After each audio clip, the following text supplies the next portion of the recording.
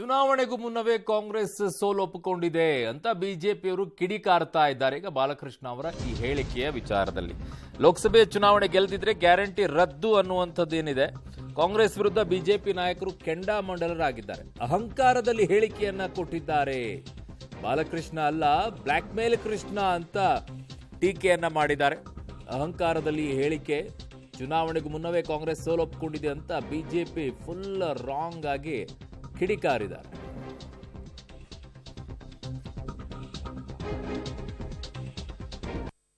ಸದ್ಯ ಲೋಕಸಭಾ ಚುನಾವಣೆ ಘೋಷಣೆ ಆಗುವ ಮುನ್ನನೇ ಕಾಂಗ್ರೆಸ್ ಪಕ್ಷದ ಮುಖಂಡರು ತಮ್ಮ ಸೋಲನ್ನ ಈಗಾಗಲೇ ಒಪ್ಕೊಂಡಿದ್ದಾರೆ. ರಾಜ್ಯದಲ್ಲಿ 20ಕ್ಕೆ ಹೆಚ್ಚು ಸ್ಥಾನಗಳನ್ನ ಗೆಲ್ತೇವೆ ಅನ್ನುವ ಭ್ರಮೆಯಲ್ಲಿದ್ದ ಕಾಂಗ್ರೆಸ್ ಪಕ್ಷಕ್ಕೆ ನಿಜ ಸಂಗತಿ ಏನು ಅಂತೇಳಿ ಅವ್ರಿಗೆ ಅರ್ಥ ಆಗಿದೆ. ಮುಂದಿನ ಲೋಕಸಭಾ ಚುನಾವಣೆಯಲ್ಲಿ ಕರ್ನಾಟಕ ರಾಜ್ಯದಲ್ಲಿ ಭಾರತೀಯ ಜನತಾ ಪಾರ್ಟಿ ಮತ್ತು ಜೆಡಿಎಸ್ 28ಕ್ಕೆ 28 ಕ್ಷೇತ್ರಗಳನ್ನ ಗೆಲ್ಲೋದ್ರಲ್ಲಿ ಯಾವುದೇ ಸಂದೇಹ ಇಲ್ಲ. ಇವತ್ತು ಕಾಂಗ್ರೆಸ್ ಪಕ್ಷದ ಮುಖಂಡರಲ್ಲೂ ಕೂಡ ಇದು ಅನುಮಾನ ಶುರುವಾಗಿದೆ.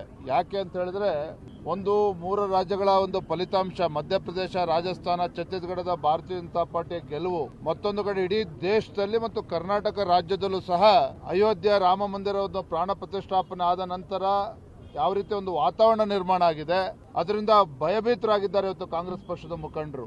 ನಿಮಗೆ ಗ್ಯಾರಂಟಿ ಕೊಟ್ಟಿರೋದನ್ನ ನಮ್ಗೇನಾದ್ರು ಮತ ಹಾಕ್ಲಿಲ್ಲ ಅಂದ್ರೆ ಬರುವಂತ ಲೋಕಸಭಾ ಚುನಾವಣೆಯಲ್ಲಿ ಗ್ಯಾರಂಟಿ ಯೋಜನೆಯನ್ನ ಹಿಂದೆ ಪಡಿತೀವಿ ಅಂತ ಹೇಳಿದ್ದಾರೆ. ಈ ರೀತಿ ಏನೊಂದು ಕಾಂಗ್ರೆಸ್ನಲ್ಲಿರುವಂಥ ಅಧಿಕಾರದಲ್ಲಿರುವಂಥ ಸಚಿವರುಗಳು, ಶಾಸಕರುಗಳು ಈ ರೀತಿ ಹೇಳಿಕೆಯನ್ನು ಕೊಡ್ತಿರುವಂಥದ್ದು ನಿಜಕ್ಕೂ ದುರಂತ, ಬೇಜವಾಬ್ದಾರಿಯ ಹೇಳಿಕೆ, ಅಹಂಕಾರದ ಹೇಳಿಕೆ, ದುರಹಂಕಾರದ ಹೇಳಿಕೆ, ಅಧಿಕಾರದ ದುರ್ಬಳಕೆ.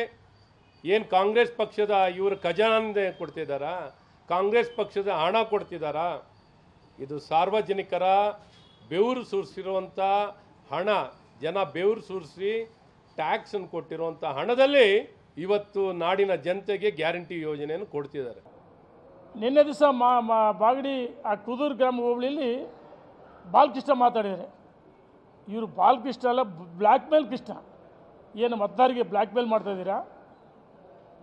ಮಂತ್ರಾಕ್ಷತೆ ಕೊಡ್ತಾರೆ ರೀ ಸ್ವಾಮಿ. ಭಾವನೆ ಅಯೋಧ್ಯೆಯಲ್ಲಿ ಪ್ರಭು ಶ್ರೀರಾಮನ ಮಂದಿರ ನಿರ್ಮಾಣ ಆಗಬೇಕು, ಕಳೆದ 500 ವರ್ಷ ಹೋರಾಟದ ಪ್ರತಿಫಲ ಆಗಿದೆ. ಅಲ್ಲಿಂದ ಮಂತ್ರಾಕ್ಷತೆ ಕೊಟ್ಟಿದ್ವಿ, ಜನರಿಗೆ ಒಳ್ಳೇದಾಗಲಿ ಅಂತೇಳಿ, ಲೋಕ ಕಲ್ಯಾಣಕ್ಕೋಸ್ಕರ ಮಾಡಿರೋದು. ಇದು ಓಟ್ಗೋಸ್ಕರ ಅಲ್ಲ. ನಾಚಿಕೆ ಆಗ್ಬೇಕಲ್ಲ ನಿಮಗೆ. ಮಂತ್ರಾಕ್ಷತೆ ಕೊಟ್ಟು ಓಟ್ ಕೇಳ್ತಾರೆ. ನಾವು ಭರವಸೆಗಳು ಕೊಟ್ಟಿದ್ದೀವಿ, ಭರವಸೆಗಳು ವಾಪಸ್ ಕೊಡ್ತೀವಿ ಅಂತ ಹೇಳ್ತಾರೆ.